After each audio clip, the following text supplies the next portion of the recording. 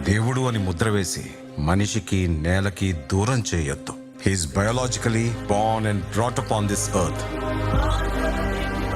ఆయన అపార మేధ, ఉన్నత విలువలతో జన్మ తీసుకుని ఈ నేల మీద నడిచిన మనిషి.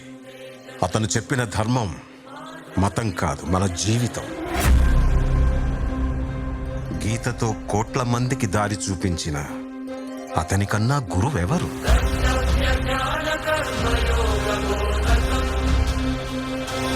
రక్షణ కోసం సముద్రం మధ్యలో ద్వారకా నగరాన్ని కట్టిన అతనికన్నా గొప్ప ఆర్కిటెక్ట్ ఎవరు?